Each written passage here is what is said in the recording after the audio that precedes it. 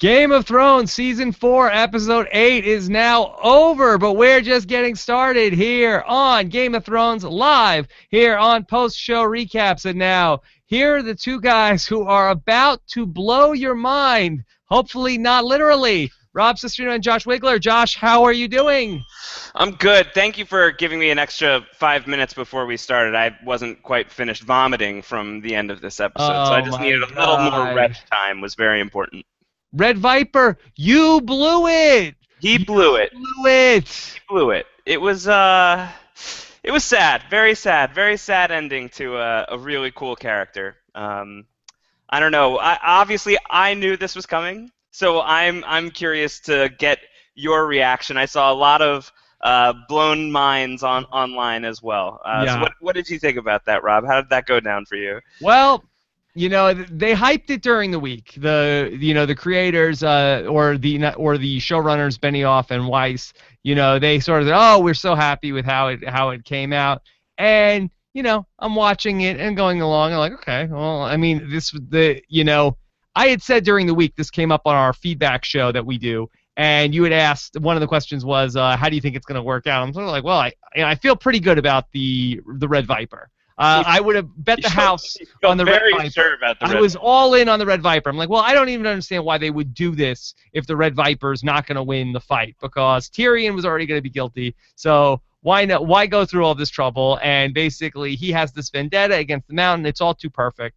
So the Red Viper is going to win, and then the Red Viper was really never in danger the whole way through. And basically, everything was that he was drinking wine, he was all cocky. And I said, okay, well, this seems like a pretty open and shut case, but I should know better that things are never this easy on Game of Thrones.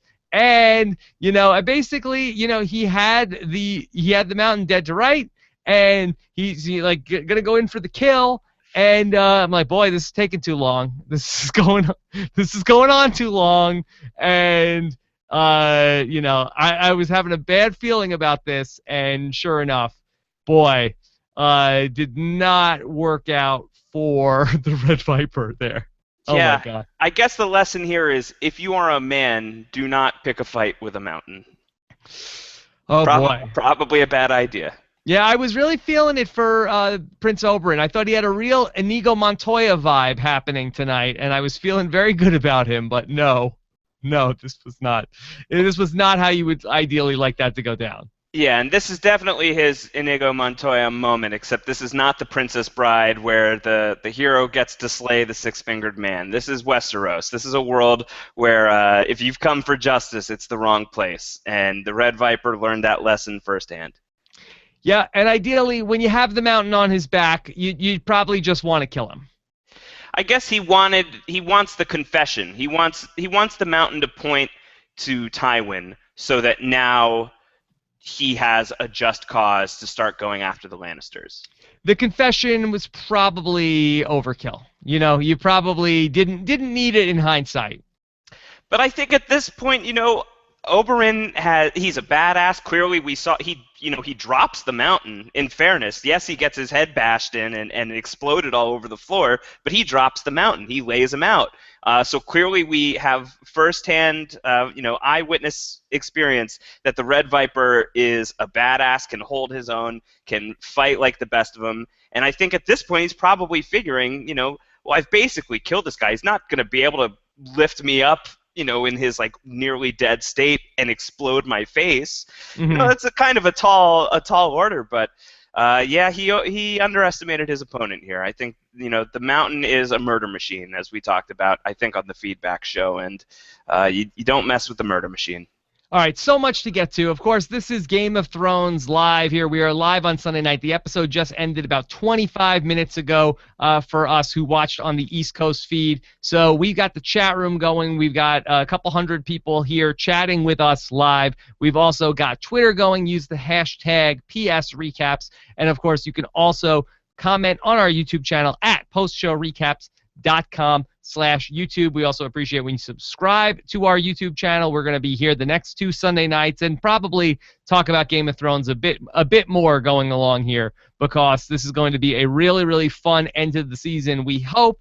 And Josh, we just want to remind everybody Okay, only 2 episodes left. We've done a very good job all season long. Let's keep the spoiler ban going for the next Yeah. couple of weeks. No spoilers, guys. Be very cool. There are people here who have not read the books. Most people here have not read the books, do not know what's coming up. If you know what's coming up, keep it to yourself. Err on the side of caution. If you need to get that out of your system, that's why we have the Game of Thrones Book Club podcast. It's a separate podcast. Save it for there. No spoilers here. It is very uncool for you to spoil things here, so please do not do it. Okay, comments are open on the YouTube channel during the episode. Then we're going to make them have to be approved after the show is over, and comments will be open on the YouTube on the postshowrecaps.com as well. All right, so that was the top story certainly, and I'm sure we'll talk more about the fallout from that because I don't know where this is going now for Tyrion because it looks like Tyrion Lannister is going to be beheaded now. It does not. It does not look good for Tyrion. That's a total bummer. Yeah, this was not a good outcome for Tyrion. And for Tyrion, you really were watching the fight through his eyes. That he was starting to feel pretty good, sort of like, okay, this is good.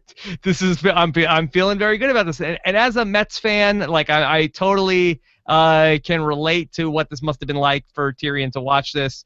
And you're feeling good. It's the 9th inning. You're like, okay, we got a lead. This is great. And then just watching it slip through his fingers was really you felt for Tyrion. It was really good.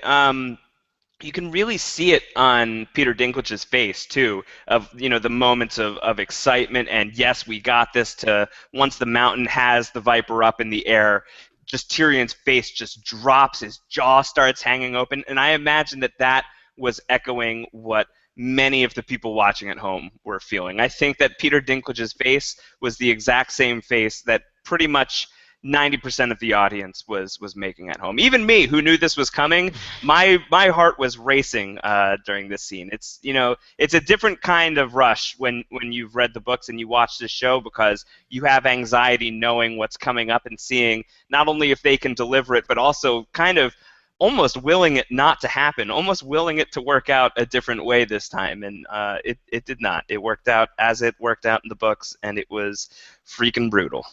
You felt like they stuck the landing?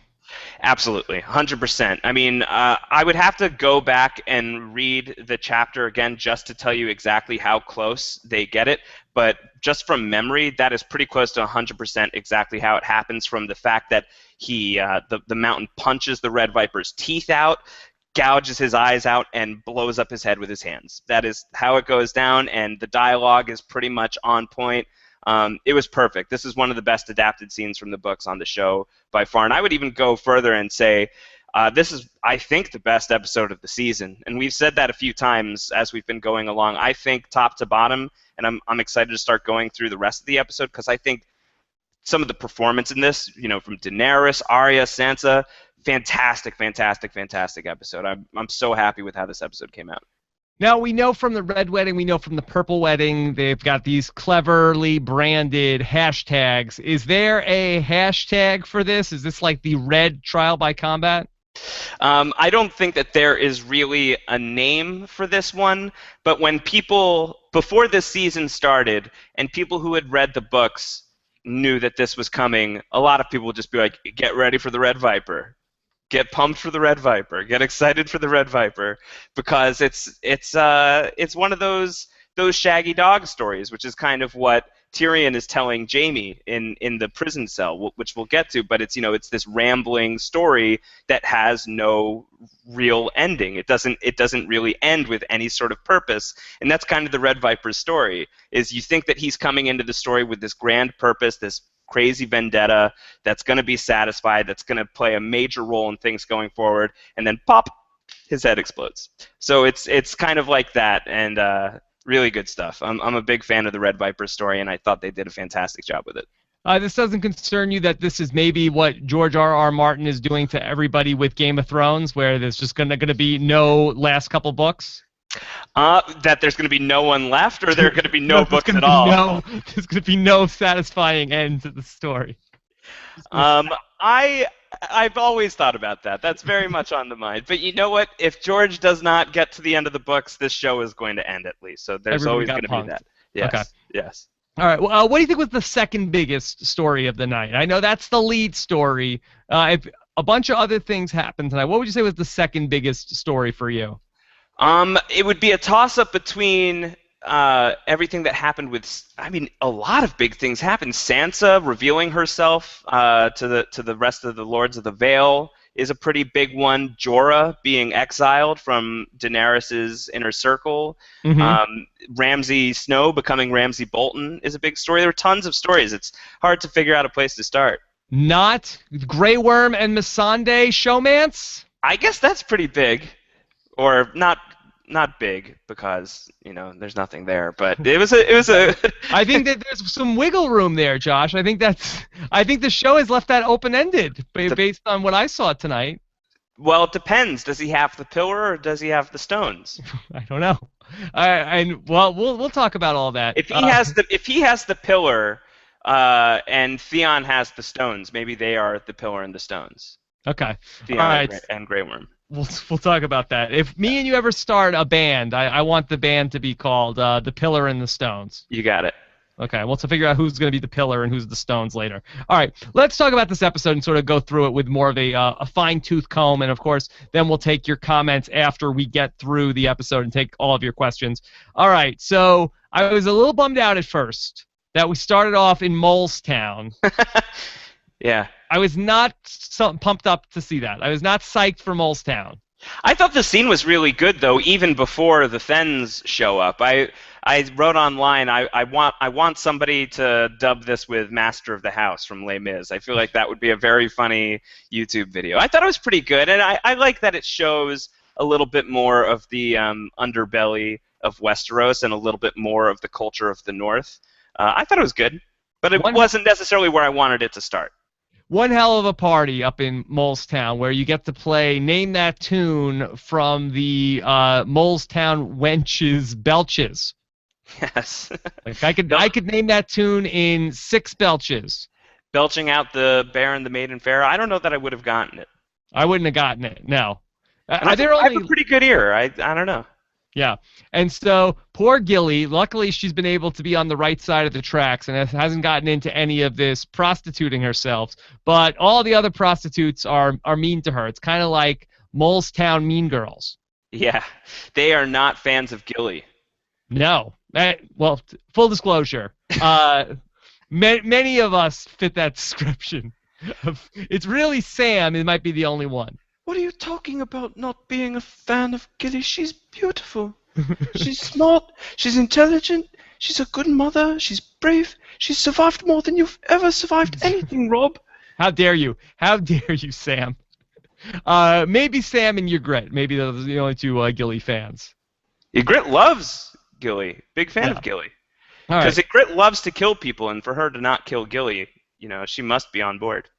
All right, so we're hearing some owl, what would you call that? Hooting? Owl hooting? Yeah, some hooty-hoo. Yeah. So after, one of the prostitutes is basically chewing out Gilly, that her baby woke her up, then Gilly hears the owl, and I think she knows that there's going to be some warging wildlings around the corner. Yeah, well, she is from beyond the wall, so she's accustomed to this kind of thing. So that gives her the edge that the rest of these people do not have.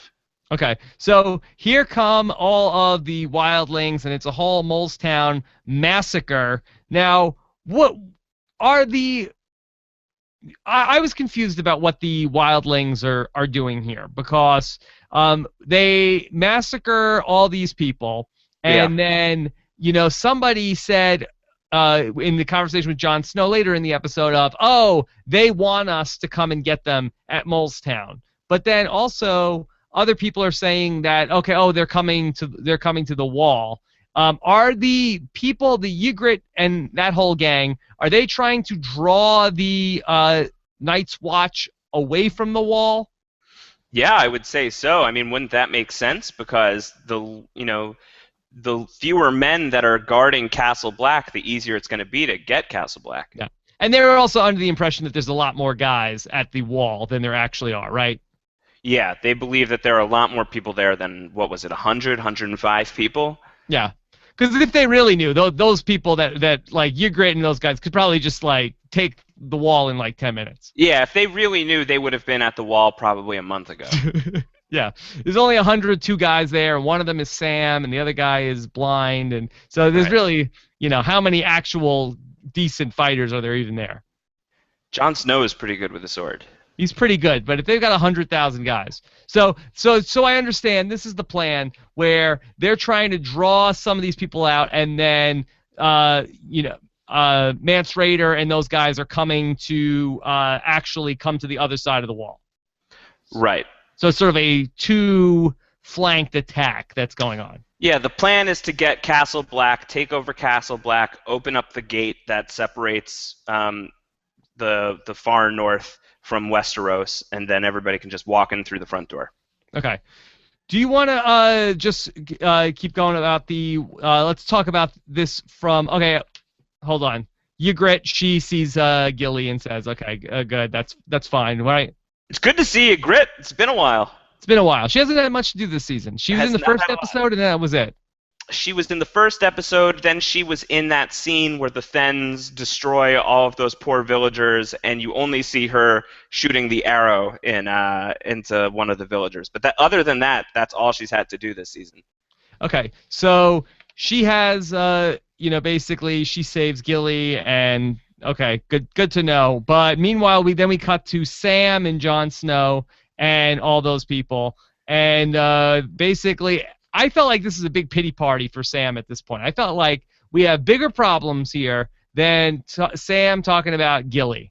Like, I felt like one of these guys ought to just slap him and move on with figuring out what they're going to do about this wildling attack.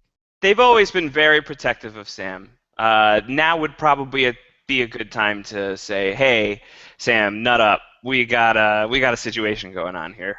But I felt like they were indulging him. Yeah, they were. They were for a little bit, and then they started talking shop, but it took a little while.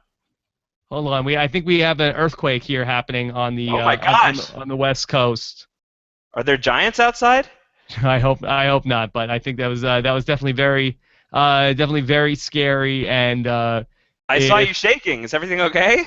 Well, yeah, I hope everything is okay. I think it's definitely a minor one, but definitely scary. But I think we're okay. Oh my God! Maybe it's all of California is very upset about the Red Viper. Well, that was the earth shook under our feet, and it shook figuratively as well tonight. So I think everything is okay here on this end. So we will continue on shaken but not stirred. Oh my gosh. Yes. All right. So, could you see the microphone shaking? Yeah, it was very serious. Yeah.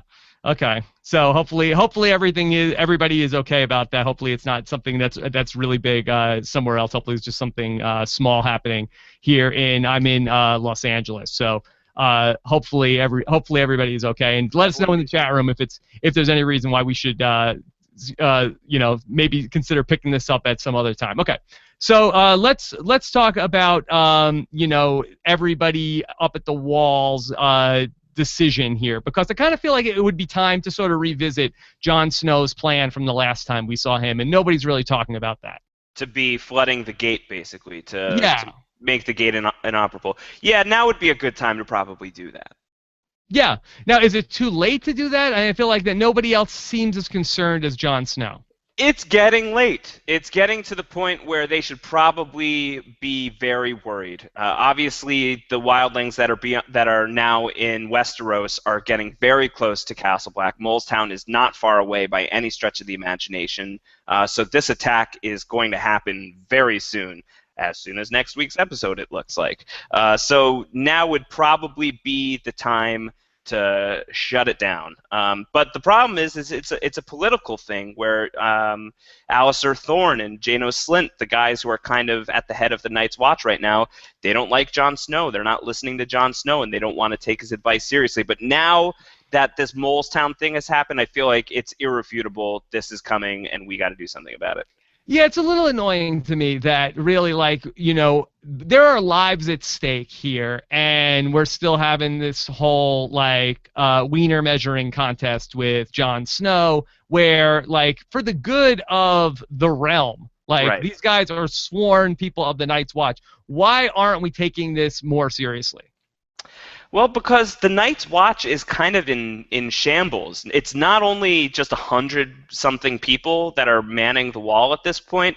They're all, kind of, the lowest of the low. There are people who aren't necessarily super committed to the cause. The people who are committed to it are fewer and far between. So it's a really ragtag group of people who kind of don't really care, who don't take it very seriously. The glory days of the Night's Watch are long over at this point, I would say. So I think, the people who are kind of running the leadership are maybe a little lazy, maybe a little, they just don't care that much. They're a little ambivalent. It's not a great situation.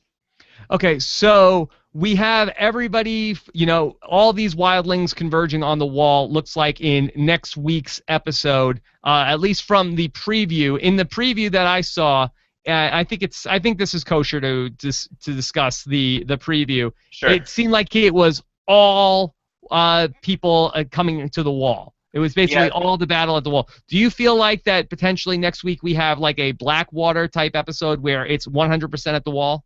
That's the popular theory, that episode 9 is going to be 100% the battle at the wall. Not crazy about that. I don't know if I'm ready for 55 minutes on the wall. Did you like the Blackwater episode? I did, but that was 55 minutes at King's Landing, and I would sign up for 55 minutes at King's Landing next week as well. But I don't know if the wall can carry 55 minutes. Well, I think we will have to wait and see. I think that the possibility of giants marching towards the wall is something that I'm pretty excited about. That's exciting. I'm not sure if the wall. Maybe next Sunday night I say 100%. Whoa, I was dead wrong about this because what an episode. But I'm just a little skeptical. I'm not sure if John and Sam can carry 55 minutes on their own. You don't think I can carry an entire episode No. of Game of Thrones by myself? No, I'm not. You're probably right. No, I'm not. All right. So this was an interesting turn for the episode to take because we talked about this a couple of weeks ago. Like, was there a Game of Thrones dance developing between Missandei and Grey Worm? And we said no. He doesn't even have the stuff. The Grey Worm, right? The Pillar and the Stones. He doesn't have the stuff, right? And correct me if I'm wrong, Josh, that there is no Missandei and Grey Worm romance in the books. This is for the show. Okay, this is show only. So it's a true showmance. Now, I'm going to be honest. Of the parts in the episode that we got the first scene that we had, I didn't mind. That was the scene of this that I minded the least. You did or did not like this very much? The bathing scene, I thought that was okay. I thought they were onto something for a bit. Oh, that was pretty good, yeah. Yeah, I thought that was pretty good. But then we sort of had like the romantic comedy scene where Daenerys is getting her hair combed by Missandei, and then they're sort of talking about it, and it sort of seemed like at first Missandei was filing a sexual harassment claim against Grey Worm with the boss. Yeah, it sort of seemed like she didn't know what to make of it. I think that she was as confused as anybody because she'd been working for whatever his name was, Watto, the guy who was the owner of the Unsullied way back when, and had been working with the Unsullied for so long that I don't think she ever considered that this was a possibility. So I think she was more mystified than anything. Yeah, as being the translator of the person that sells the Unsullied, you would think that she would know more about, what equipment they like, what is stripped and what is equipped when it comes to selling the Unsullied. Yeah, she should have this answer. She should know about the Pillars and the Stones. You should know about the Pillars and the Stones. And I like that Dany is down with this lingo. Also, that's the Pillars and the Stones is a thing. Dany knows her thing or two at this point. Okay. So tell me now, Josh, does Grey Worm is he like a Ken doll? I mean, that only Game of Thrones do I have to have these conversations about a number of characters. But so what are we? Okay, how about this? Is there a pillar? Yes or no? I don't know. I have no idea. I think we need more information. Are we thinking that there's a pillar, no stones? It could be one or the other, or maybe it's nothing. I don't know. I'm baffled by this. I don't know. I don't know how this works. Let me know in the chat room what you guys are thinking about this, because I really am very confused about all of this. Is it just like a longing thing? Because the show really steers into this, where then Missandei and then Grey Worm, then they have a talk about this. Missandei's, I'm sorry they did that to you, and Grey Worm's, I'm sorry about today. I'm sorry Grey Worm they cut also you. says he's not sorry that they cut him, because if they had never cut him, he would never be an Unsullied, and he would never fight for Daenerys, and he would never be the leader of the Unsullied, and then he would have met Missandei. And it's a very, very touching little, probably the most romantic thing I've ever heard connected to becoming a eunuch. Oh, yeah. If you had a gun to your head, and I had to ask you, what is the take on Grey Worm? What would you say? I would say pillar, no stones. That's what I would say too. I'd say pillar, no stones. Yeah, because I kind of get that. I feel like that's like what you would do to a dog, right? That's like basically they had the Unsullied spade. That seems right. Neutered. Okay, so we'll see. And then does the pillar work without the stones? I don't know. I don't know. Okay, so I'm sure these are questions that I'm kind of glad I don't have the answer to. Yeah. They don't explain in the book the pillar and stone situation? No, the pillar and stones, again, invented for the show. Okay. All right. Because I might have to read the book if they explain all that. I think there are probably other books you could read that would get to that answer quicker. We'll go on Wikipedia afterwards. Yeah. All right. So enough with the pillar and the stones. Let's talk about another guy, Reek. What about Reek? What's his situation? Reek, I believe, is stones, no pillar. That's why I'm saying Reek and Grey Worm would be good buddies. Okay. So I feel like Reek really puts on a performance for the ages here. I feel like maybe he should be the one that we're talking about gets nominated for a Emmy, not Peter Dinklage. Reek does a pretty good Theon Greyjoy. Yeah. It's a pretty good impression. He does a pretty good impression. So he comes in and basically is back to the Theon of old for a bit. Yeah. Now, until his confidence is rattled, and then you start seeing the PTSD kick back in, which was, I thought, fantastic. Now, for people who are the TV show watchers who may not be 100% down with what was going on here, can you explain what this fortress was? Sure. This is Moat Cailin. It is a area in the north that I believe it's blocking. It's a really important stronghold in the north, and obviously Roose Bolton is now the warden of the north under the King's Landing regime, under Tommen Baratheon, and really under Tywin Lannister. And they need Moat Cailin in order to conquer the north and really to have access to Winterfell. And so Moat Cailin has been occupied by Iron Islanders, so they need Theon Greyjoy to go in and lure out the Iron Islanders so that they can retake Moat Cailin. Okay. And it certainly seems like the job was going to get done on its own if they had just given it a little more time. All of those guys looked pretty sick. They looked pretty gnarly. Okay, so basically the guy who is the commanding officer there, does he have a name? He had a name. I didn't hear him give it. I think he didn't have time. He kind of got cut off. Okay, well, he's dead now. Yeah, so he's dead. I don't know if we need to know his name. But basically his own men, the Iron Islanders are notorious for this. Basically, their commanding officer, if they think that he is maybe not doing the right thing, they just knock him out or off him. Yeah, what is dead may never die until you kill them yourself. Yeah. And so then they say, okay, we'll be safe if we listen to you. Yes. And then, unfortunately, that was not the case. No, they all just get mutilated. We didn't even get to see those guys actually die. They just cut to oh, they're all dead. Yeah, I think that's a pretty safe assumption. And if you look at the state of that one guy's body, just completely flayed, I think you get a sense of what the Boltons and their bannermen did here. Okay. Not pretty, and probably a good thing that we didn't see it tonight, because there were already going to be enough gruesome things happening on this episode of Game of Thrones. So Reek and Ramsay are talking about, can we go home now? And Ramsay says, yes, we're going to our new home. More. Do you want to just hit on Ramsay Snow and Bruce Bolton then? Yeah, we can't call him Ramsay Snow anymore. Well, we can at the start of this scene. Yeah, he shows up. He gives Roose Bolton, he gives his papa, he gives him the flag of Moat Cailin, and Roose Bolton, he's a proud papa. He's going to give Ramsay a pretty big gift. Yeah, what would you call this? A promotion? It's a promotion. It's a legitimization. It's everything that Ramsay's ever wanted, to be recognized as a true Bolton. This is huge. Ramsay needed this. Yeah. Ooh.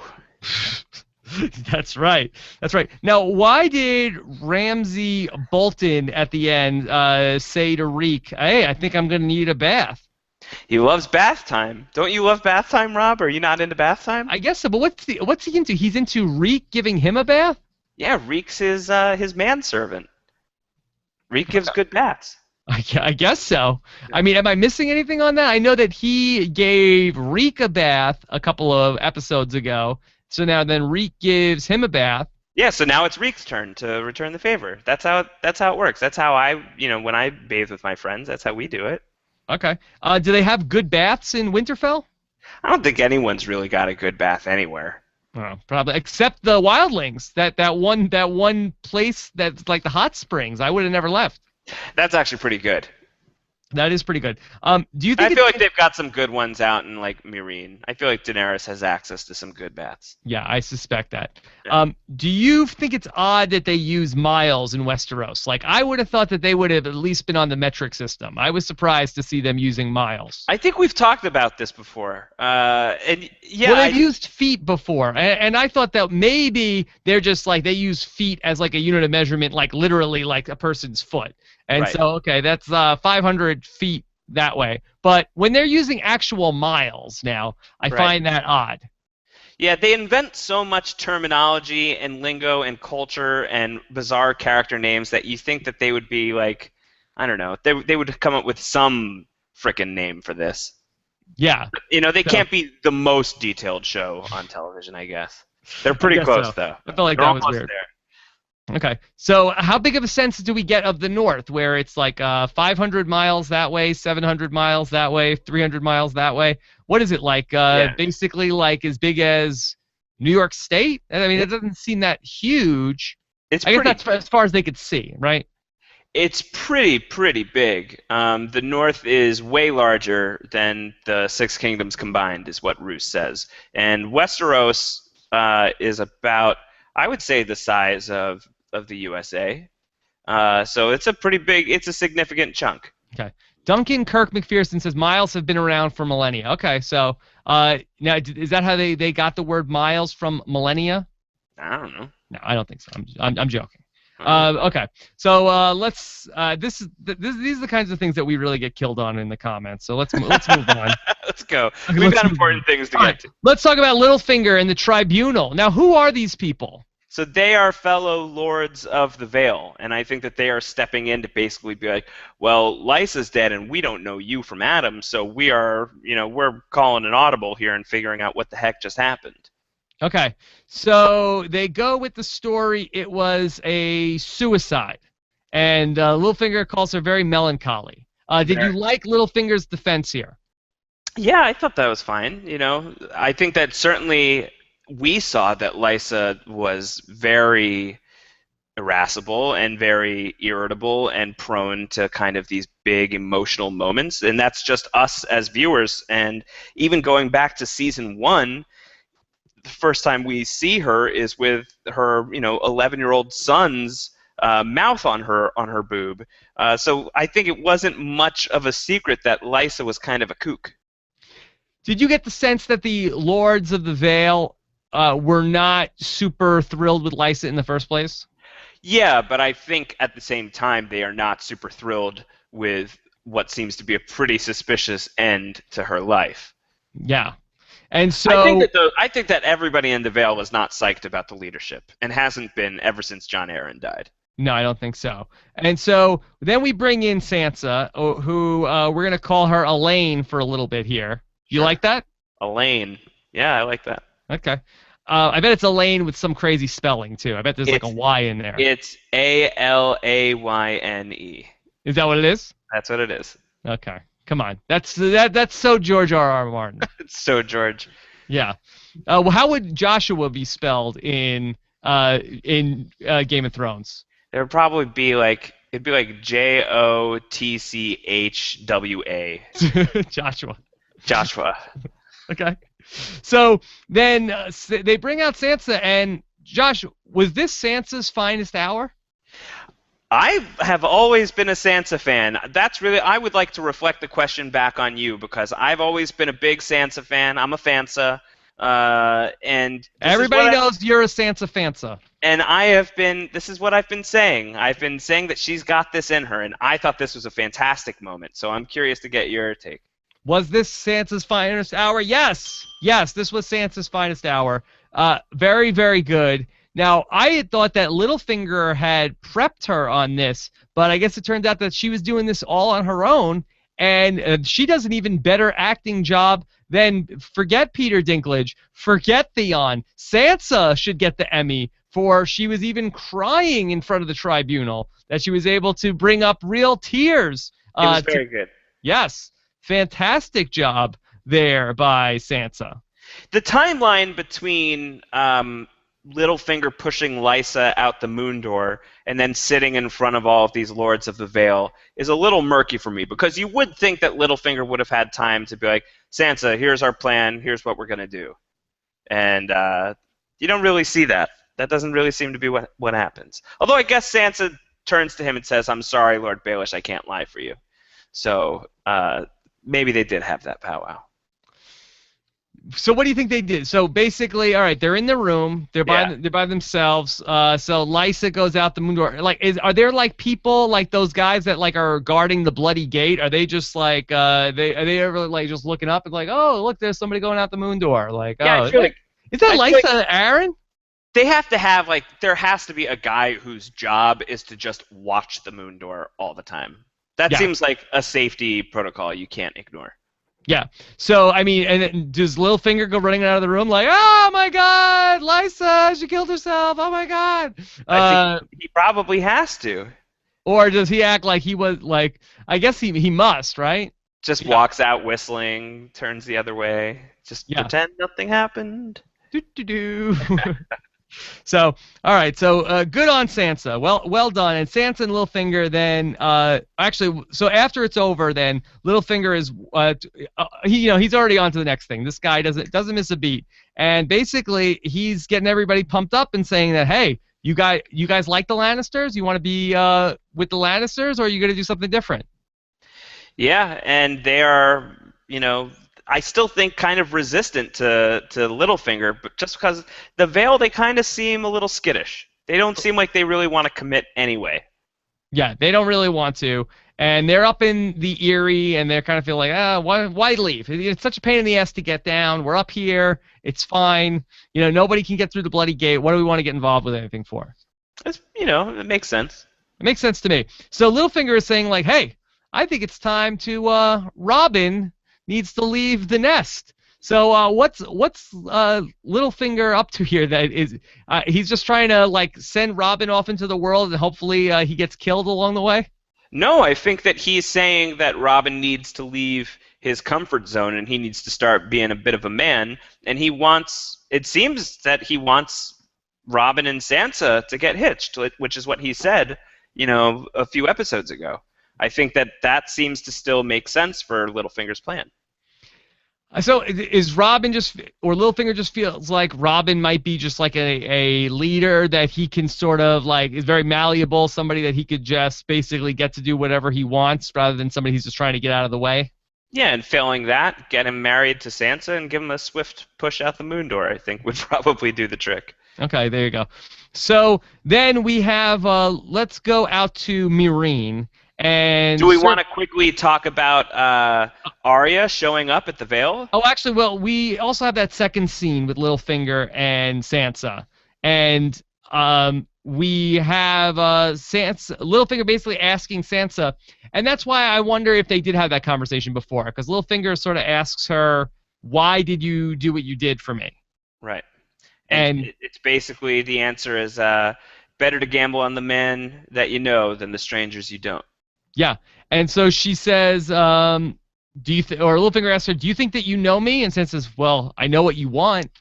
And Littlefinger says, "Do you?" And I'm actually interested to know, on both of their perspectives, what do they think the other one is talking about? So Sansa says, "I know what you want." What does Sansa think that Littlefinger wants? Well, Littlefinger has consistently said that he wants everything. And now I think it's just a question of what is the definition of everything? Is it literally all of Westeros? Is it this entire planet? Is it just as, is it as small as just Littlefinger really being into Sansa, in which case Sansa can use that to her benefit? So I don't know. Okay. So, and Littlefinger says, "Do you?" So we gotta wonder what does Littlefinger want? I'm so confused. Yeah, it's up in the air. All right. So then, before Robin goes out, so Arya and the Hound finally get to the Bloody Gate. I didn't know they were that close earlier in the episode. They've been trudging along for so long at this point that it's about time that they got there, I think. Yeah. Okay. So they finally get there, and Arya's a little bummed out she didn't get to kill Joffrey, and she'd killed somebody with a chicken bone. Yada yada yada. And they get up to the Bloody Gate and says, "Hey, we're here. We're so excited. We want to go see Lysa Arryn because this is her niece." And they said, "Oh, I'm very sorry. She died 3 days ago." And such a great reaction to hearing that, where Arya just is hysterically laughing so loud. Yeah, it's just at this point, it's just like, okay, this is getting ridiculous. Like, Everybody I know is dead. Everybody I know is dead, and basically even the people I don't know but I am related to are also dead. Yeah, and I'm always like a day late. It's just it's like enough. It's the psychotic break. It's too much. Yeah, I was interested to know if they were going to let them in or not. Well, I guess we'll find out. If not next week, we'll find out the week after. Because I guess they've got nowhere else to go. Yeah. So that was very, very funny. And then we also, basically Littlefinger having a long conversation with Robin, and I guess Robin had some hesitations about going out. And Littlefinger's like, "Well, you could die here, you could die there, you could die there. You got to live your life, man." It's good advice. It's good advice. And then Sansa got like a whole makeover. It was like the end of Grease, where she went from being like Sandra Dee, like the innocent schoolgirl, to like the bad girl Sansa. She kind of looks like Darth Sansa. Darth Sansa, yeah. I don't know who she was. Like she got like a makeover from Melisandre, I think. She looked a little scary. A little scary. So why is Sansa made over now? I don't really understand what happened that made her have this new look. Is it like that? Oh, she's like, well, I gotta get Robin to get into me, so I gotta like try to dress all like like a grown up now. It could be that. It could be a little bit of new confidence around Littlefinger now that she knows what he's capable of, now that she knows what he wants, and now that she knows what kind of role she has to play in order to keep herself in, not just a power position, but probably alive over here. I feel like she's learned a thing or two from her King's Landing experience, and I think she's just going to try and hit the ground running here. Better shape up. I didn't really get the whole makeover thing. Now is Sansa going with Robin? Are they sending Robin out? Is that absolutely what they said they are doing? I thought that they said, okay, he needs to go visit all of the lands of the Vale. So yeah, but that's all the houses. But that's all kind of local. Yeah. Okay. I think Robin has just been this sickly snot-nosed, sniveling little kid who's been pampered by his mom his entire life and has literally just been sheltered in the Eyrie this entire time. So I think we're going to start small. We're not going to send him to all corners of the Seven Kingdoms. We're going to send him to the other places in the Vale, which is all still fairly local. All right, so let's talk about what happens with Ser Jorah and Ser Barristan and this note that they end up getting. Now, it is amazing the system of forget the postal service that somehow you can send ravens, you can send all sorts of letters everywhere, and they get to where they're actually supposed to be going. So fantastic job here by the what would you even call this? The runner, the little kid? The runner. Yeah. Fantastic. So Ser Barristan gets a note, and it has the seal of Tywin Lannister on it. Yeah. But I'm confused as to what the letter said, because the show made it seem like this was like the pardon that was from King Robert from like 4 years ago finally got to Ser Jorah at his new mailing address in Meereen. Well, I think Jorah actually, when he's starting, we're skipping ahead a tiny bit, but Jorah is confronted in the throne room by Daenerys. He has to kind of present his case, and he says this is a Tywin Lannister trick to divide us up. I think that's a pretty plausible theory. Well, yeah, Ser Barristan and Ser Jorah sort of talk about what the letter says. So, what do you think it actually said? It's the pardon, I think. I think it's legit. I think it's what Robert Baratheon was going to send to Jorah had Jorah followed through with letting the poisoner kill Daenerys back in season 1. I think that was probably ready to pull that trigger as soon as they caught word that Daenerys was dead. So I think that was probably just hanging around, and Tywin's like, well, let's shoot this off.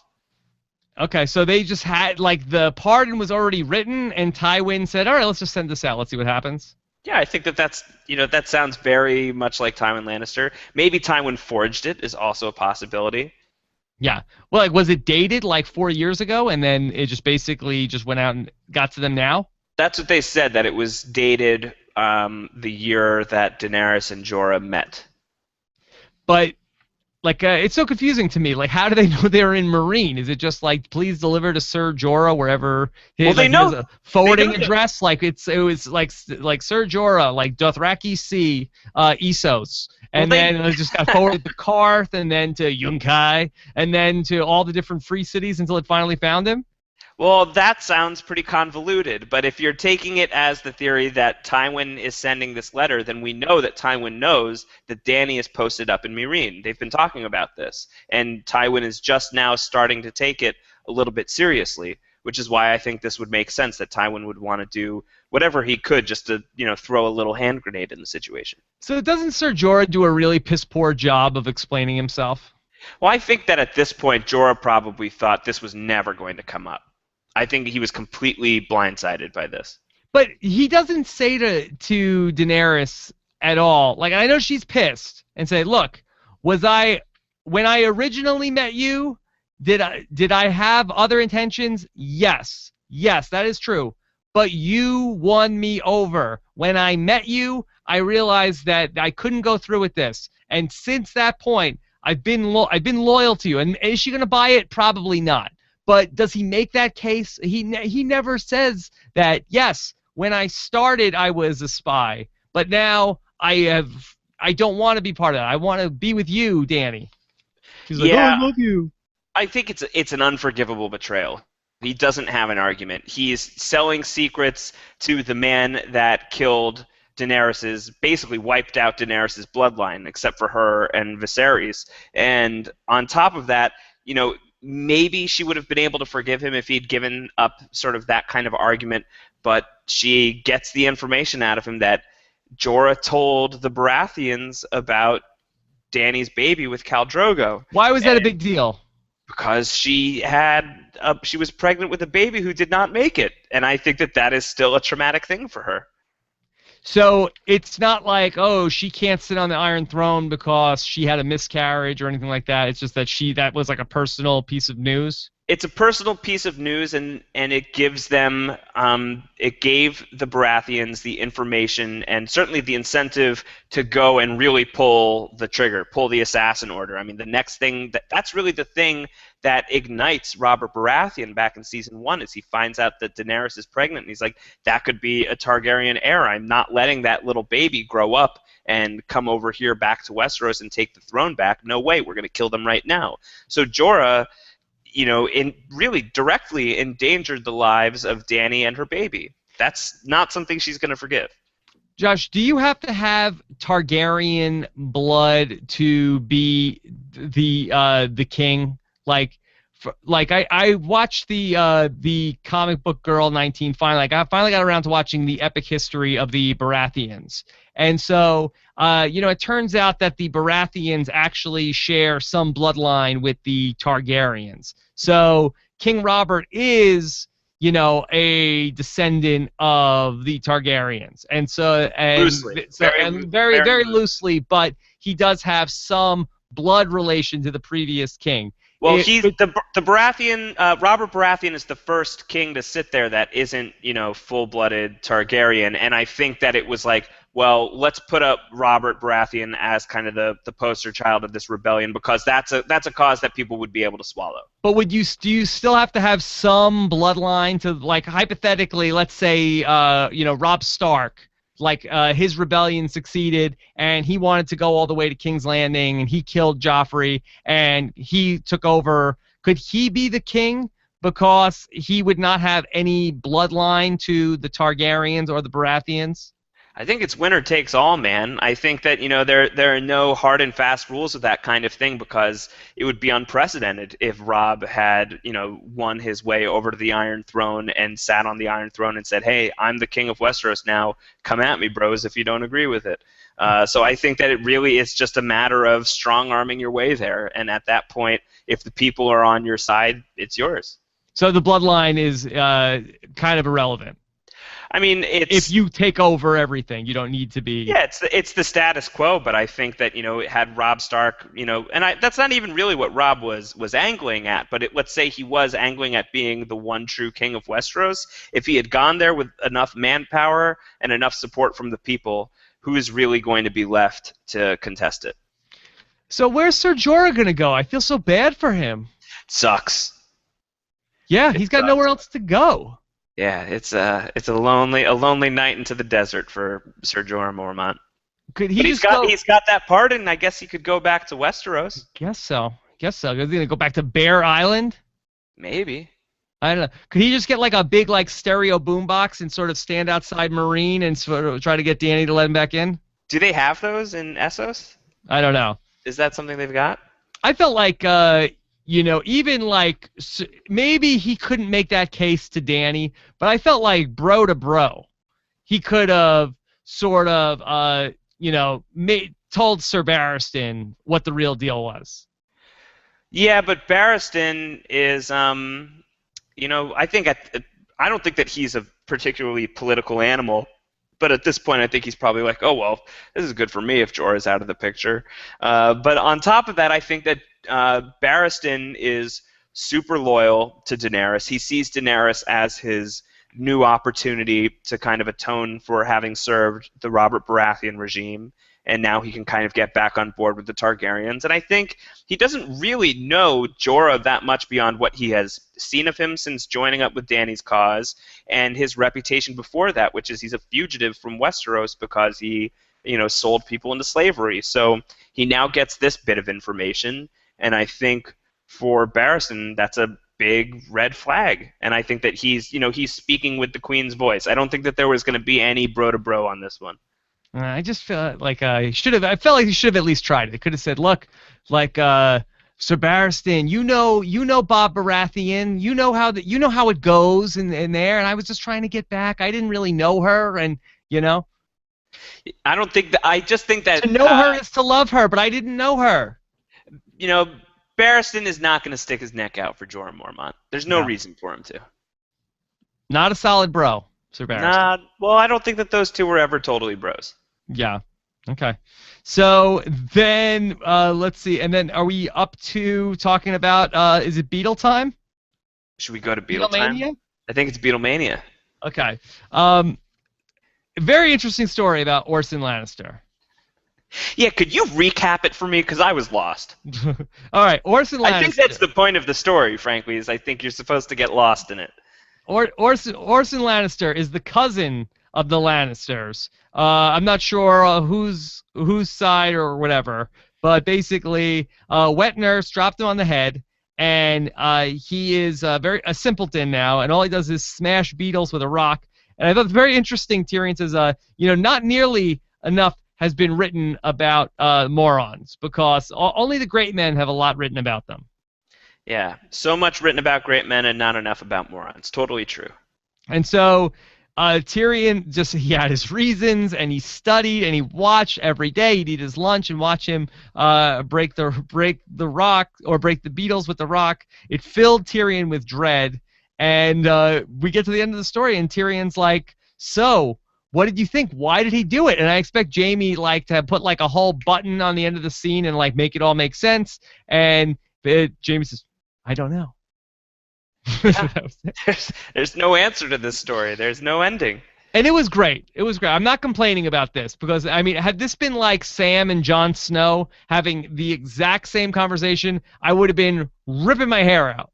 But Jaime and Tyrion, it was great. I was a little bit looking at the watch, hey, we're gonna get the battle in, right? We still have time to get Mountain and the Viper in, but it was really, really great.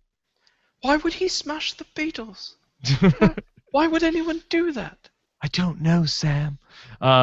So we get to the Mountain and the Viper, and we talked about this at the top of the show, but really, really, really great. I need to go watch this again tonight. Oberyn is drinking, and Tyrion says, "Not a good idea. Not a good idea, Red Viper." Yeah, and in retrospect, maybe not a good idea. Maybe not. Maybe not. Tyrion was right about that. Yeah. And the paramour is there, and she's like, "Oh, don't leave me alone in this world." He's like, I got it. I got this. I got this, baby. I know how to stab a guy. I can do it. I've had one. It's good. We're all right. And he's really talking a lot of crap. Mountain really not even seeming a little concerned. The Mountain isn't like, "Oh, you were," the six-fingered man eventually is like, "Oh, you were right. The kid of the guy that I killed." Mountain really couldn't care less. Yeah, well, I think he has something in common with Orson Lannister. So basically, everything is going great. And I was a little worried. The only time that this was in doubt was when the stick broke. What would you call that thing? The spear. His spear? Yeah. His spear broke. Do you think that was a questionable decision to go with a spear against the Mountain with a, broadsword? No, because I think that the spear was not the thing that was the Red Viper's undoing. I think the Red Viper's cocky attitude is what got him killed. I think the spear was a great choice. It gives him some reach. He's able to be really light on his feet. He's able to, move around and have some distance. I thought the spear is, and it's his weapon. He's going to use the thing that he's the best at. Should he have gotten the second sword after the first sword breaks? Shouldn't he have to just go through it with what he has left? We'd have to consult the trial by combat rulebook. Yeah, if the Mountain sword breaks, does he have a backup sword? Potentially, but he probably. How many spears do they have ready to go? What if the second spear broke? Then he'd be in big trouble. Be in big trouble. Okay, so basically, did the Mountain suffer fatal wounds? It looked like the Mountain got pretty much stabbed there. I know that you're probably not going to tell me, but I am concerned about the welfare of the Mountain from here on out. You're concerned about him, or you're curious? I'm curious, and I feel like I'm not sure if he's going to make it. I won't weigh in one way or the other. All I would say is that I think the fact that let's say the Mountain dies there, at least the Mountain killed Oberyn first. So I think that point the Mountain, regardless of what happened next. It's sort of like one of those American Gladiator type joust things where if both guys go off, but whoever hits the ground first, the other person's the winner. Yeah, that tends to be the thing. Whoever hits first, you're out. Yeah. Yeah. So I am very interested to know where this goes for Tyrion because I'm still not buying that we're gonna have a Tyrion Lannister beheading here by the end of the season. Well, I hope not. let's consider the darkest timeline, Rob. What is Game of Thrones without Tyrion Lannister to you? It's not. It would not be the same. But if we can do it without Ned Stark, I guess we could do it without Tyrion Lannister. But that was 9 episodes of the first season. We are, well into season 4, almost up to season 5. That would be tough, wouldn't it? Yeah, I feel like that would be the hardest loss we've ever suffered on this show. It'd be tough to do this without the good Dink. It would be hard to do without the good Dink. Okay. It would be a bad Dink. It would be a bit. All right, let's get to some of your questions, and I'm sure we're going to talk more about where this is all going. So, all right, we are ready to go. We're taking your questions. Here we go. It's Game of Thrones live. Let's fire it up. Okay, let's start off with Baker Meep, who wants to know, anyone else notice that Littlefinger uses the Batman voice? That's a good question. He definitely does. Well, that actor was in The Dark Knight Rises, so maybe he picked up a thing or two. I know Antonio does the best Littlefinger, but Littlefinger, he does a little bit like there's only one woman that I ever loved. It was your sister. Like, he's definitely like, he's like more and more as the show goes along. He's just very, like, throaty. He's very throaty, very mustache twirly, talks out of, one side of his mouth. He's a character. Yeah. Okay, let's keep going. He's not quite Batman. He's kind of like, he's got something in common with Batman. Batman is like impossible to beat on the streets, and Littlefinger is proving impossible to beat in the game. I think so. He's tough to beat. Got a lot of game. Okay. It's a little more Joker-ish to me, I think. Timothy Kyle Tucker says, who are you guys more frustrated with, Theon, Sansa, or Daenerys? Okay, well, first of all, let's take Sansa out of the mix because Sansa gets nothing but praise tonight. Oh, I'm so happy to hear you say that. Sansa is good. Would you say, are you more frustrated with Dany or Theon? I don't really have a lot of frustration with Dany tonight. Yeah, I think it's on Theon. I'm okay with. Are you frustrated with Theon? I'm not great on Theon. I think that Theon didn't do well tonight. Yeah. Theon got all of his Ironborn killed. Yeah. They're all dead because of him. If I'm frustrated with anybody, I think I'm frustrated with the people that aren't listening to Jon Snow. I'm a little frustrated there. And I don't know. Do I have You're frustrated with Jorah. I'm not frustrated with Jorah. I feel for him. I feel like that he needed some legal counsel, and I feel like I could have provided that for Ser Jorah. Are you a little frustrated with the Red Viper for drinking on the job and getting killed? No, I'm not frustrated with that. That was good. I don't have a lot of frustration right now. It was a very good episode. Yeah. Okay, let's keep going. Adam Burt says, since the mountain died too, does that mean the Tyrion will live? Well, we don't know. We don't know if the mountain's dead. But I think, again, I think that goes back to my point of whether or not, no matter what happens to the mountain from here, the mountain won, and Tyrion lost. And you heard that at the end of the trial, is Tywin declared it for, ruled against Tyrion. So regardless of what happens to the mountain, very bad news for Tyrion. Yeah, if this was like a WWE match, this would be like basically like the Red Viper was sort of like bouncing like off the ropes, off the turnbuckle, and he was like got the Andre the Giant or the Big Show down, and then he was like going to the crowd, and he's like woo, and then basically like the mountain like did like the basically like the move where you sort of like grab the guy from underneath and sort of like pin him real fast for a 3 count, and then that was it. Basically.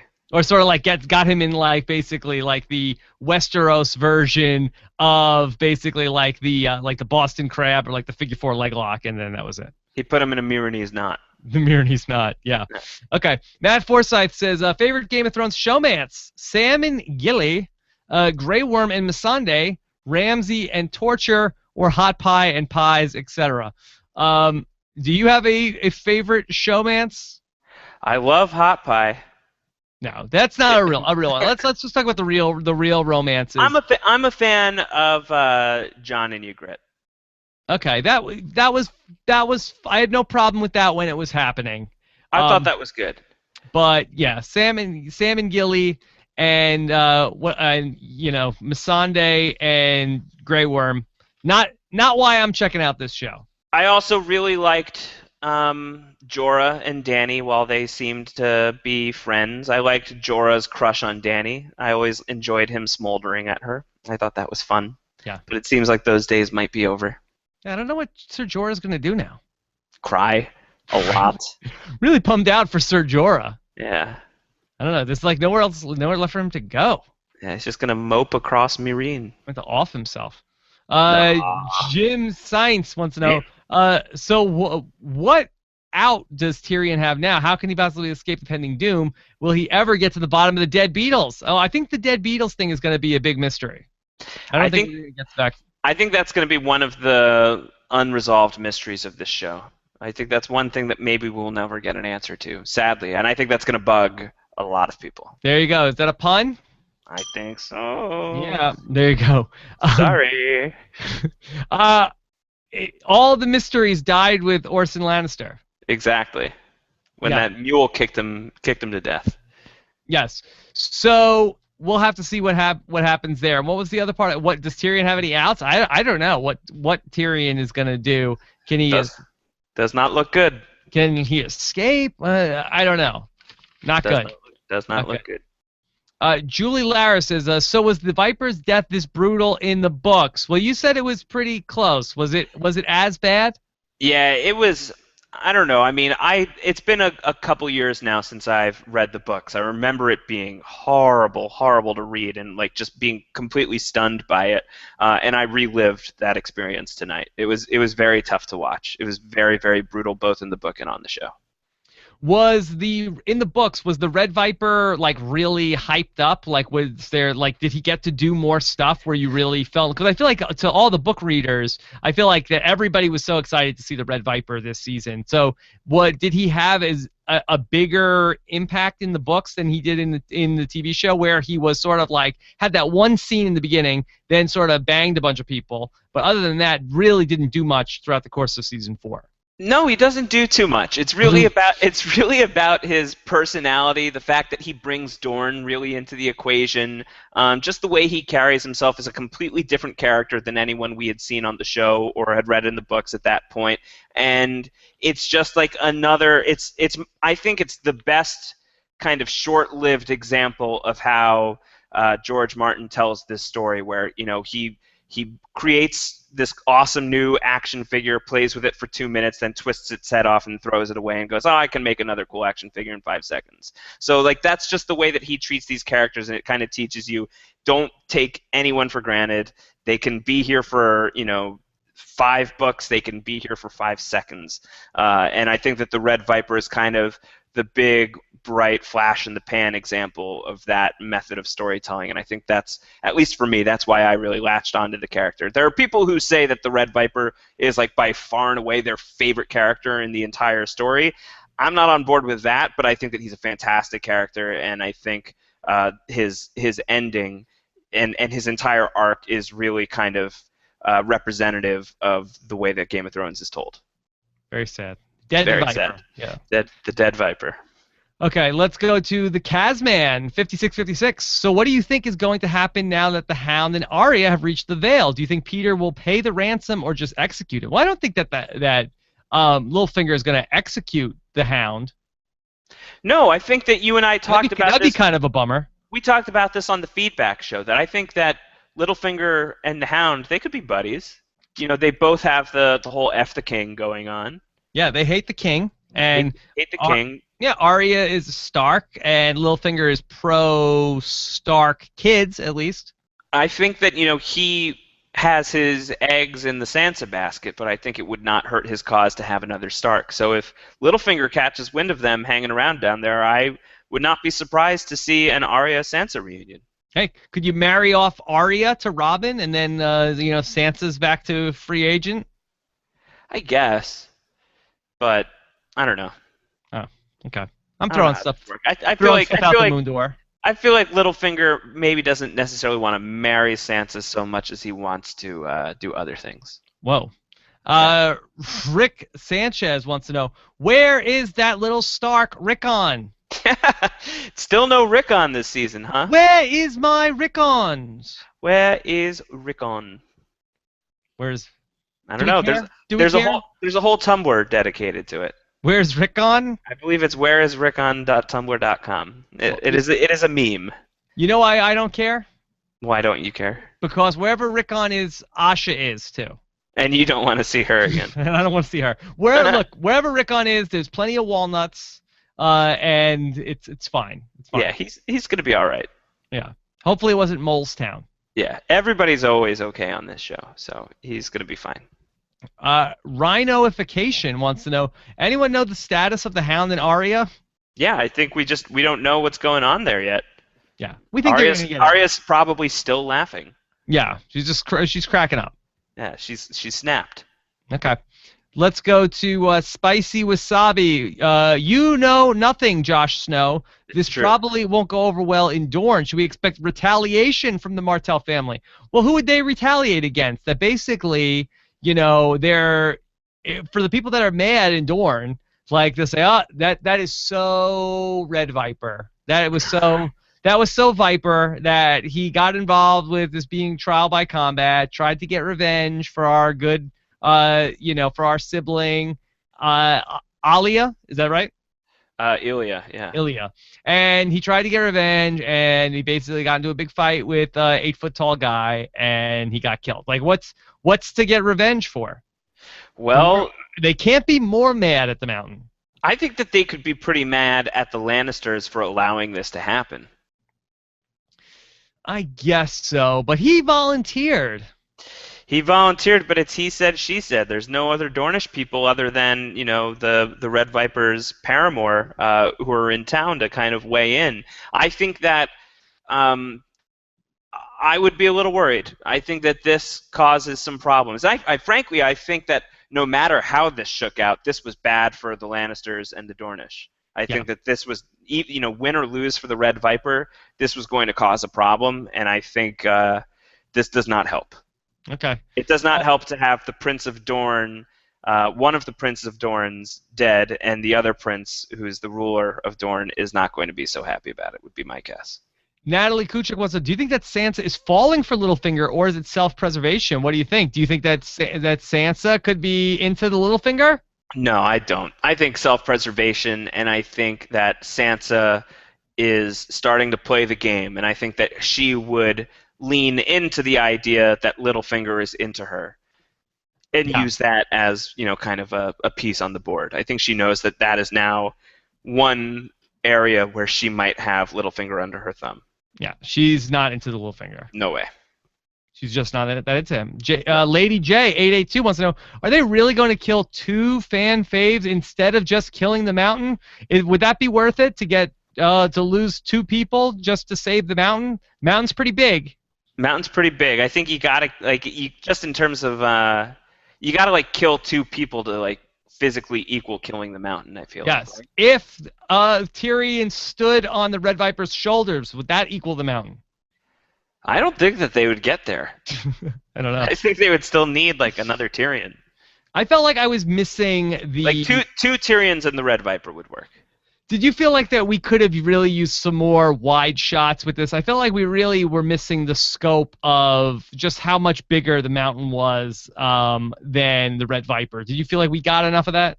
No, I'm kind of with you. And, we even saw that when the Mountain came to King's Landing in the most recent episode back in Mockingbird, when Cersei and the Mountain are standing next to each other, you kind of don't get the full scope of how huge this guy is. And there's this famous Instagram photo of Lena Headey, the actress who plays Cersei, standing next to the actor who plays the Mountain, just, snapping a pic together. And he's gigantic. He's 2 Cerseis tall. Yeah. So you would think that, he's probably, a taller guy than the Red Viper by quite a stretch. So you know what? I wonder. I think the actual guy is 6'9". I wonder if the Red Viper is probably maybe he's tall also. Maybe he's 6'1", 6'2", and it wasn't that big of a difference. So they sort of shot it a lot in the close-ups to make it seem like he was bigger, but in reality there wasn't a huge height difference. He doesn't seem super tall, the Red Viper. He doesn't seem super tall, but I'm wondering maybe, if that's. maybe. I don't know. It might have just been a choice that they didn't want to go with. Alejandro Morales, how do you guys feel about the list between Worm and Scary Spice? And does he still have his little worm? Well, now should that be Lust instead of List? Oh, I think it should be Lust. The Lust between Worm and Scary Spice. Well, I think that you and I have said we are not huge fans of the showmance between Grey Worm and Missandei. Why is the show doing this to us? Why? First off, speaking for the book community, is the book community just like ripping their hair out with this stuff, or have you not gotten a chance to confer with the book community yet? We got to confer, but I'm not ripping my hair out over it. I mean, I'm not losing any sleep over this. I just think it's kind of like whatever. If this is what you want to do, go for it. Like there's 15 other stories we could be spending time with. Why are we making up a showmance between a guy who is castrated or neutered and somebody who's sort of not that huge of a character? Well, in fairness, this show is starting to nip at the heels of the books, so I'm not necessarily against them feeling like they got to stretch some stuff out. 3 seasons left, okay? It was 3 seasons and 1 episode. Allegedly. Okay? Allegedly. So if we have 10 episodes a season, 31 episodes to go, 39 or 38 in the rearview mirror, okay? 31 episodes to go. Does it scare you that we're spending time with stories that we're just making up? Yeah, a little bit, but at the same time, there's still 2 more books to be released that have not been released yet, and they're only going to get bigger and bigger. So I'm already skeptical of the 3 seasons, only 3 seasons remaining model, unless some of these seasons are supersized. At the end of this season, we'll be through only the first 3 books, and then there's 2 more books that have been written and 2 more books that have been yet to be released. They've been pulling in material from books 4 and 5. Okay, all right. So it's not a one-on-one. I think season 1 and season 2 were one-on-ones with books 1 and books 2. On a scale of 1 to 10, what's your panic level? What's your anxiety? I'm not that panicked. I think with the end of episode 4, when we got that huge White Walker moment, that was a big shock to book readers. I thought that I would be really angry about that, but instead I was kind of pumped up. So I'm sort of whatever about it. Let's just let the show be awesome, and I'm good with it. Okay. I see a couple people in the chat room have been saying we didn't talk enough about the Boltons going to Winterfell. You have anything to say about that?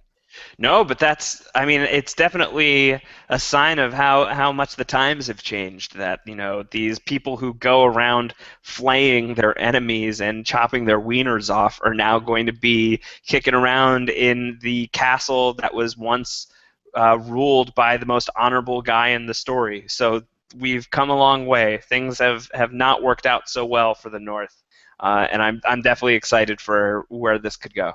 Is Winterfell still on fire? It looked like it was still smoking. It looked a little smoky. That was one hell of a fire that Theon set. It's a hell of a fire. Because basically that Littlefinger referred to the events from King Robert's Rebellion as being almost 20 years ago, and I thought when the show started that was only like 11 years ago, right? No, there's no way that it's been 10 years on the show. But did Littlefinger, is anything I'm saying incorrect? Well, I'm saying that I feel like when the show started, if it was 11 years and Littlefinger's saying close to 20, I don't think that much time has passed since season 1. I would guess at most 2 years on the show have passed, if that. Maybe Littlefinger was talking about the start of Robert's Rebellion, and maybe Robert's Rebellion took a year or 2. You're also talking to the guy who said the Game of Thrones audiobook was 8 hours, so clearly numbers are not my thing. Boy, you really got a lot of feedback on that one. Okay. Sorry. Okay. Sorry. All right. Let's do 1 or 2 more questions. Bradley Huffer says, given that the Lannister hair was found on the scene when Jaime shoved Bran Stark out the window, do you think that Robin will find Littlefinger's hair on the scene where his mother landed? Will CSI... Detective Sweet Robin? Will CSI The Veil show up? Are Robin and Sansa going to be the new Stabler and Benson? I don't know. No, I don't think we're going to get any CSI Law and Order there. GOT? I don't know. I would watch that. Okay. I don't think that's going to happen. Then Kyle wants to know, all this season, the Red Viper appeared very deliberate and methodical in his quest for vengeance? Did you find his bloodlust and smack talk at the end of his battle with the Mountain to be out of character, ultimately leading to his death? No, because, I mean, even in his first scene, he's given the smack talk to those two Lannister loyalists in Littlefinger's whorehouse. Yeah. Right? He slams the knife in the guy's hand. So he's already, proven himself to be kind of a brazen dude. So I think it's in character, and I think that the booze did not help. All right, let's take one more question here. This is from Jake Stein. I assume the Mountain is going to die too. Can Tyrion dig deep in the trial by combat rulebook? No. You would hope so, but probably not. No. Do you think, is Tywin happy with this outcome? I think that Tywin would have preferred Tyrion to go to the Night's Watch and to have Jaime forsake his vows as a Kingsguard and go and rule over Casterly Rock, and that would have been the happy outcome. But since Tyrion kind of tore that bargain up in public, the better outcome for Tyrion to go and walk and live his life on his own terms is to die. Okay. Eric in the chat room says that at the beginning of the show, Robert's Rebellion was 17 years ago. So my timeline is off. So it's been about 2 to 3 years at this point. So yeah, so it has been about 20 years. Yeah. Okay. All right. So that settles that. But we'll and Eric is also saying in the books it was 13. So that's why we're all confused. I've said before, the time in the books versus the time on the show, it doesn't quite match up. Things are different on the show than they are in the books. Okay. All right. The basic story is exactly the same, but there's some things that are slightly different. All right. So we're locked in here. Game of Thrones. 2 more weeks to go. We've got a lot of coverage still coming at you this week. Josh, tell us what are you planning for the book club this week? There's a ton to talk about, and I can't really talk about it without getting into spoilers. Can you talk about what you are planning to do to cover the books? Will you be doing a live show this week, or will you be doing an audio show? We will be. I don't know if we will be doing a live show. We might have to do another audio. But we will definitely be talking about it this week. We will have it up earlier. I would imagine we will be doing this on Tuesday. So we will have a book club for you earlier in the week this time than we did last time, which was a late start. But I thought a really, really good podcast, and thank you guys for those of you who listened. It was a lot of fun to record, and I think you guys dug it. Okay, so follow at Round Howard, that's Josh on Twitter, or follow at Post Show Recaps. We'll keep you posted on when that's coming. And then, of course, the feedback show is also on the horizon this week. I'm sure we're going to have a lot of questions from you guys this week. So if you have questions after you watch or listen to tonight's show, then send them to us at postshowrecaps.com/feedback or on our voicemail inbox at postshowrecaps.com/voicemail. And make sure you don't miss any of our Game of Thrones coverage when you subscribe to this podcast. Either the post-show recaps main feed, that's all the shows, all the movies that we cover at postshowrecaps.com/iTunes, or for Game of Thrones only on iTunes, go to postshowrecaps.com/GOT iTunes, and we also appreciate it when you leave us feedback and ratings on iTunes, because that helps other people find the podcast. Or you can click the podcast tab to subscribe if you're on all sorts of other phones, Android phone or whatever. Click the podcast tab to get other ways to subscribe as well. Basically, just do all of those things. Yeah, and so we're very excited. We're pumped up. Only 2 weeks left here to go. I'm very interested to see how this all is going to work out. We've got our big battle at the Wall next week, and then the season finale 2 weeks from tonight. Yeah, and then a whole lot of time without Game of Thrones, which will be sad. But that part will be sad. That part will be sad, but I'm sure we will have plenty of reasons to get back together and talk some Game of Thrones in the off season. Sure, Josh, great job tonight. You as well. I'm glad you survived the earthquake. Oh my God! What a crazy night that we all just had together. First, we have the whole thing with the Viper and the and the Mountain and the Viper. It was very difficult for me to keep my train of thought there to get through the earthquake, and I could cross that off my podcasting bucket list. Rob, you did fantastic. I'm very proud of you. Somebody go back and get a screen grab of my face during the earthquake and see if I'm having an embarrassing moment there. I will say it's a gifable moment. It's a gifable moment, absolutely. How many people were doing a live show during the earthquake? It's probably not that many. Not that many. Certainly not that many talking about Game of Thrones. I can confirm I did not soil myself. Okay, that's great, because I did. So yeah. I'm glad one of us came out of here clean. You didn't even feel the earthquake. But just watching it made me so nervous, being Robin. I couldn't keep my stomach together. I just got so scared. All right, well, it was worth it. It was worth it. This was our most watched live show of the season, our longest live show of the season. So lots of things crossed off in the record book tonight. Thank you guys so much for watching us. Looking forward to talking about this show more with you all week long. Have a great week, everybody. We'll talk to you again soon.